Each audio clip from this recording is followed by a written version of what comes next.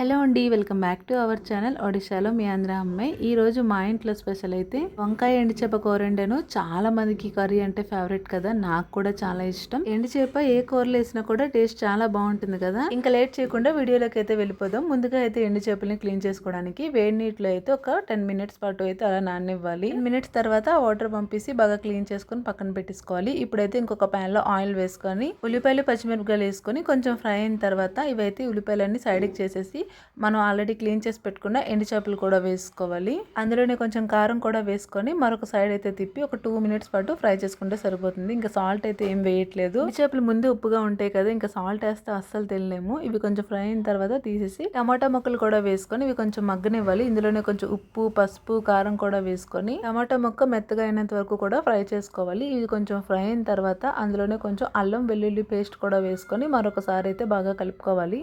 అల్లం వెల్లుల్లి పేస్ట్ పచ్చివాసన పోయినంత వరకు కూడా ఫ్రై చేసుకొని ముందుగా కట్ చేసి పెట్టుకున్న వంకాయ ముక్కలు కూడా వేసుకొని అయితే బాగా కలుపుకోవాలి. ఈ వంకాయ ముక్కలన్నీ కూడా బాగా కలిసినంత వరకు కలుపుకొని ఇవైతే మూత పెట్టుకొని కనీసం ఒక 10 మినిట్స్ పాటు అయితే ఉడకనివ్వాలి. 10 మినిట్స్ తర్వాత చూడండి, ఈ విధంగా ఉడికితే చాలా బాగుంటుంది. ఆయిల్ అనేది మీదకి తేలించి చూసారా, ఇలా ఉడికితే టేస్ట్ అయితే చాలా బాగుంటుంది. ఇందులో కొంచెం గరం మసాలా పొడి కూడా వేసుకొని బాగా కలుపుకున్న తర్వాత ముందుగా మనం ఫ్రై చేసి పెట్టుకున్న ఎండు చేపలు కూడా అయితే వేసుకోవాలి. ఎండు చేపలు వేసిన తర్వాత ఎక్కువ కలుపుకూడదు. ఎక్కువ కలిపితే చేప విరిగిపోతుంది, ఇంకా అస్సలు తినలేము. జస్ట్ అలా కలిపితే చాలు. తర్వాత కొంచెం వాటర్ వేసుకొని ఒక 5 మినిట్స్ పాటు మూత పెట్టుకొని ఉడికిస్తే సరిపోతుందండి. లాస్ట్ లో కొంచెం కొత్తిమీర వేసుకొని మరొక 2 మినిట్స్ పాటు ఉడికిస్తే సరిపోతుందండి. వంకాయ ఎండు చేప కూర అయితే రెడీ అయిపోయినట్టే. ఈ స్మెల్ చూస్తేనే ప్లేట్ లో అన్నం అంతా కూడా ఖాళీ అయిపోయినట్టుగా ఉంది. అంత టేస్టీగా ఉంది. ఇంకా టేస్ట్ విషయానికి వస్తే సూపర్ ఉందండి.